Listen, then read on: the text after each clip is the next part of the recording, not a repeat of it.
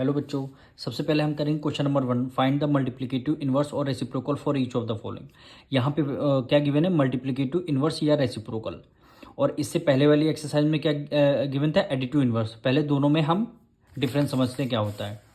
देखिए, additive inverse का मतलब है जैसे कोई वैल्यू यहाँ पे 4 लिखी हुई है, इसका एडिटिव इनवर्स हो जाएगा 4। यानी एडिटिव इनवर्स में केवल साइन चेंज होते हैं। अगर माइनस की वैल्यू है जो प्लस में आ जाएगी, प्लस में वैल्यू है माइनस में आ जाएगी। ये वैल्यू 5 है, इसका एडिटिव इनवर्स क्या हो जाएगा, -5 हो जाएगा। ये वैल्यू -3 है, इसका एडिटिव इनवर्स क्या हो जाएगा, 3 हो जाएगा। केवल वैल्यू देखिए सेम है, केवल साइन चेंज होते हैं। पर यहाँ मल्टीप्लिकेटिव इनवर्स में ये होता है -4/3। यहाँ इसमें क्या रहता है, साइन तो सेम रहते हैं। 4/3 है, रेसिप्रोकल क्या हो जाएगा, 3/4 हो जाएगा। दोनों में डिफरेंस इतना है, ये है। एडिटिव इनवर्स में साइन चेंज होते हैं, मल्टीप्लिकेटिव इनवर्स में इसको फ्रैक्शन को रेसिप्रोकल कर देते हैं। फिर से समझिए, 5/3 है, इसका रेसिप्रोकल क्या हो जाएगा, 3/5 हो जाएगा। -4/3 है, इसका रेसिप्रोकल क्या हो जाएगा, -3/4 हो जाएगा। यही क्या हो जाएगा आपका, ये मेन डिफरेंस है। हेलो बच्चों, अब हम करेंगे question number 1। Find the multiplicative inverse और reciprocal of each of the following. आपको करना क्या है, नंबर गिवन है, आपको रेसिप्रोकल करना है। रेसिप्रोकल को दूसरा नाम क्या है, मल्टीप्लिकेटिव इनवर्स, इसीलिए और का साइन बीच में गिवन है। तो सबसे पहले फर्स्ट पार्ट हम करते हैं। क्या वैल्यू गिवन है, 18 गिवन है। इसका करना क्या है, मल्टीप्लिकेटिव इनवर्स। यानी यहाँ पे देखिए डिनोमिनेटर में कुछ नहीं है, इसका मतलब 1 को हम लोग एज्यूम कर लेंगे। इसका रेसिप्रोकल क्या हो जाएगा, 18/1 है, क्या आंसर आ जाएगा, 1/18 आ जाएगा। यही क्या हो जाएगा, आपका आंसर आ जाएगा। अब इसका सेकेंड पार्ट देखिए, क्या वैल्यू गिवन है, -16 गिवन है। डिनोमिनेटर में यहाँ पे कुछ नहीं, इसका मतलब यहाँ पे 1 है। जब इसका आप मल्टीप्लिकेटिव इन्वर्स करेंगे, यानी इसका रेसिप्रोकल कर देंगे, 16/1 है, क्या हो जाएगा, 1/16 हो जाएगा। साइन को एज इट इज हम न्यूमरेटर में लगा हुआ, न्यूमरेटर में लगा देंगे, ये आपका आंसर हो जाएगा। अब इसका थर्ड पार्ट, वैल्यू क्या गिवन है, 13/25।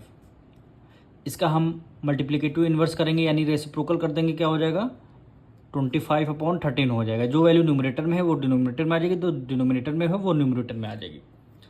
अब इसका फोर्थ पार्ट हम लोग करेंगे। क्या वैल्यू गिवन है, -17/12, यानी -17/12। इसका रेसिप्रोकल कर देंगे, क्या हो जाएगा, 12/17। न्यूमरेटर में माइनस है तो हमने माइनस एज इट इज हमने कर दिया।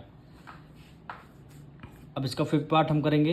क्या वैल्यू गिवन है, -6/9, -6/19 सॉरी। इसका रेसिप्रोकल कर देंगे, क्या हो जाएगा, 19/6 हो जाएगा। न्यूमरेटर में माइनस है तो हमने न्यूमरेटर में माइनस लगा दिया, आपका आंसर हो गया।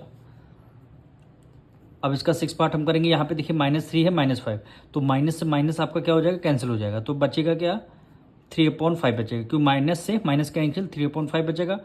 इसका हम जब रेसिप्रोकल कर देंगे, कितना हो जाएगा, 5/3 हो जाएगा। इसका सेवन्थ पार्ट क्या, -1 है, डिनोमिनेटर में कुछ नहीं, इसका मतलब क्या 1 है। इसका रेसिप्रोकल आप क्या करेंगे, 1 का कोई रेसिप्रोकल होता नहीं, तो -1 सेम आपका क्या हो जाएगा, आंसर हो जाएगा। अब इसका लास्ट पार्ट हम करेंगे। 0 है, 0 का जब अब डिनोमिनेटर में कुछ नहीं, इसका मतलब 1 है। और इसका जब रेसिप्रोकल आप करेंगे, यानी क्या क्या बोला, मल्टीप्लिकेटिव इनवर्स पर 0/1 है, तो इसका इनवर्स क्या हो जाएगा, 1/0 हो जाएगा। अब डिनोमिनेटर में आ गया 0, तो डिनोमिनेटर में कभी हमारा 0 आएगा नहीं, इसलिए ये इसका आंसर आएगा डज नॉट एग्जिस्ट। ये आंसर ना लिख करके आंसर डायरेक्ट हम लिखेंगे डज नॉट एग्जिस्ट, मतलब डज नॉट एग्जिस्ट। यही क्या हो जाएगा, हमारा आंसर हो जाएगा।